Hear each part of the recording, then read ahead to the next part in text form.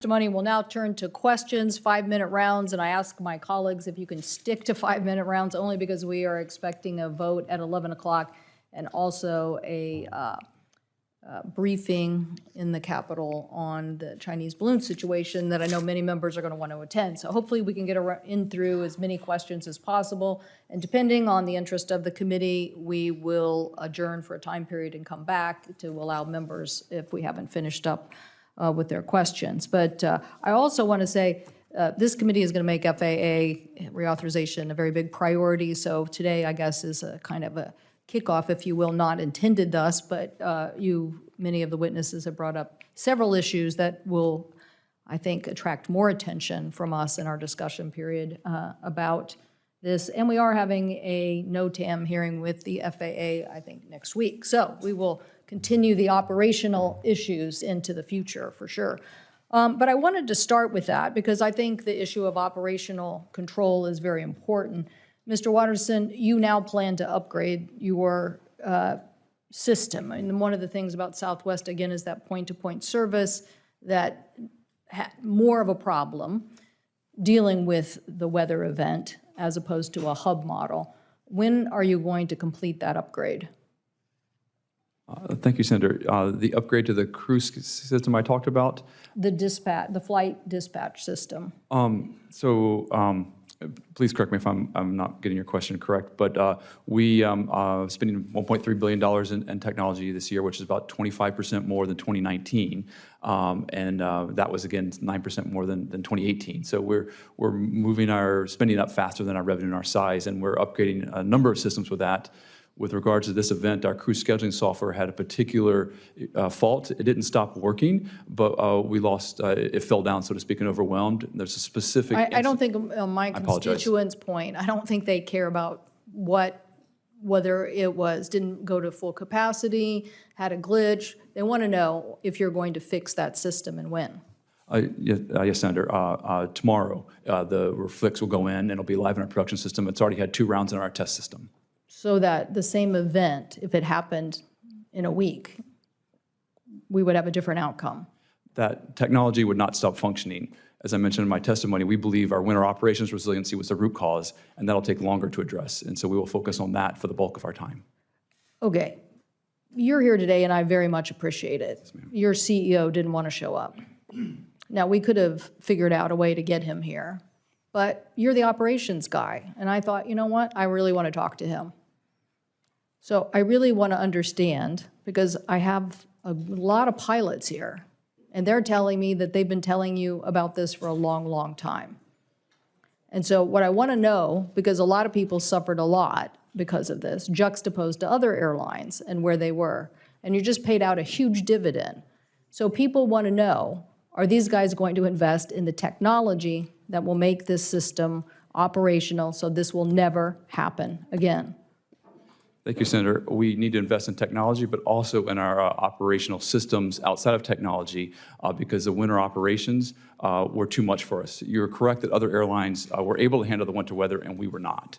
And so to be able to better handle the winter weather, we need more infrastructure at airports for de-icing. We need more de-icing trucks. We need new technology systems with de-icing. We need to weatherize our ground support equipment. So there's lots of work and lots of expenditures we expect to prevent this from happening again, and that will be the bulk of the effort. And so what is the cost of that upgrade that you need to do, and when will it be completed?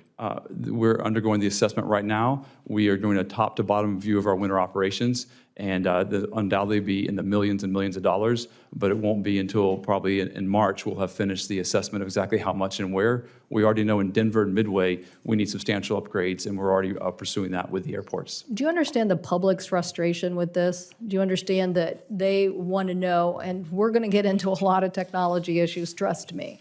But I think they want to know that your brand, yes, has been built. And I definitely think Herb Kelleher would be here if he was the CEO. He would have been here today, because that's Herb. I actually sat with him on the Roatan Commission, so got to know a lot about his views on aviation.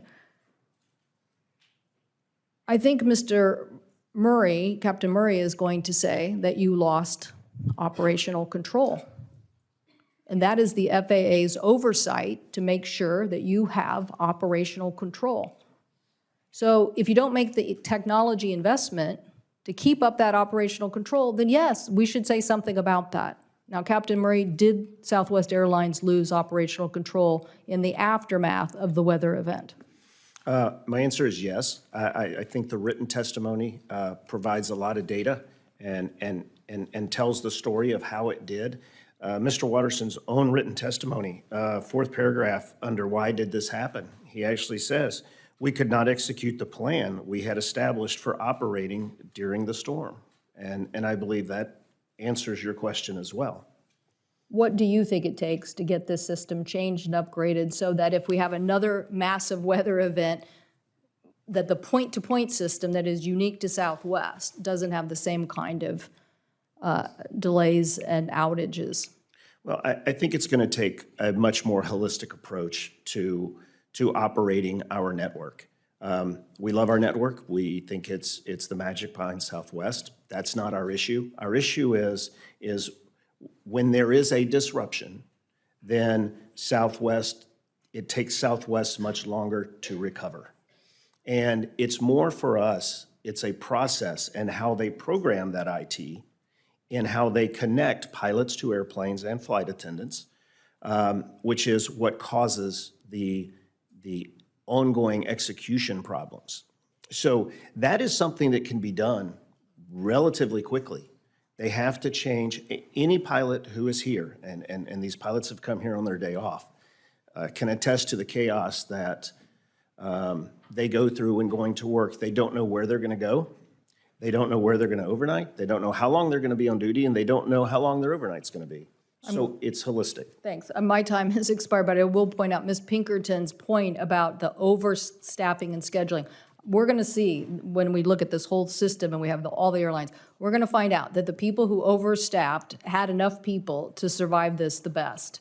And the Southwest ended up on the other end because of this technology and the point-to-point system. But anyway, Senator Cruz. The Senate Commerce Committee will reconvene. I appreciate our witnesses dealing with the Senate schedule and the secure briefing that members are attending. The briefing part has ended and members are in their question. So I do believe that we'll get rejoined with some of our colleagues here who didn't get a chance to ask questions yet, and hopefully in the next half an hour or so, we'll be able to wrap up those who are interested in asking questions today. So if you could bear with us, we appreciate it. While we're waiting for colleagues to arrive, one of the issues that we definitely want to look at in the FAA bill, and something that came up in the conversation, maybe I could get a little bit of input on, is what is this staffing capacity issue? Does anybody have a number for it? Does anybody have a percentage of increase over what our current system is that we think that we need to be skilling and training for that would help us build the kind of capacity that we need? We can talk later about whether we think the model that, say, United or other people have, which is, I think, a little bit about overstaffing and thus being able to handle outages and systems better. But let's just get an idea of what people think are the issues for staffing right now that we need to do in upskilling for the workforce that we need. So that I'm clear, Senator, are you talking about the FAA or the carriers? I throw it all in. I care about an aviation system that works. The safety and security bill that we've worked on clearly identified the needs of the FAA. We feel like the FAA needs a lot more technical workforce to keep pace with the level of innovation. But I'm sure my members for both sides will show up and say that, their economies are constrained by lack of pilots. I have an airport in my state, Wenatchee, where people are telling them, well, we can only have one flight a day because we don't have enough pilots. We can't have rural economies basically be strangled hold because we don't have enough pilots. So we need to figure this out. So anybody who has a thought on where we need to go in building capacity that way. Okay, we'll go right down the line. Thank you, Senator, for that question. We think that there are a number of things that could be used to take care of that problem. Right now, the airlines set their own requirements for reserve capacity, whether it's personnel or equipment. There are no minimum standards set by the government. So we think that there needs to be some minimum standard for that. Because the way it is now, some airlines are actually operating on negative reserves. So in a perfect day, they cancel at least 1 to up to 3 or 4% of their flights. That saves them money. And as I indicated in my earlier testimony, we need to change the financial incentives from offering bad service that's profitable, and in this case, unreliability or unsafe, to service that is good for the system and good for the consumer. With regard to supply of pilots, we made a number of suggestions in June of last year. It's attached to my testimony. 2 of them were to authorize temporarily raising the age of mandatory retirement from 65 to 68 with good health. Second one was to offer temporary visas to foreign pilots that are already authorized by the FAA to fly to and from the United States, to fly temporarily within the United States.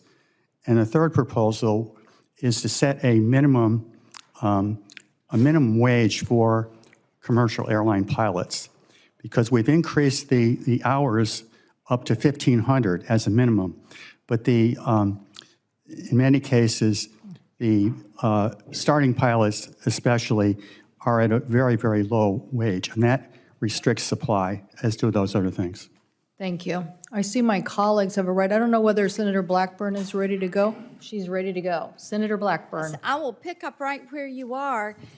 Senator Graham has. Well, believe it or not, I think we're at the end of the road here of getting members to ask questions of our witnesses. I did want to clarify something, Mr. Watterson, on the question Senator Lujan asked. How many tickets actually were canceled because of people? You gave a number, but then I wasn't sure if that was how many people had asked for refunds. Do you know a number of how many actual tickets were canceled? I have the refunds. Would that be sufficient? No, no.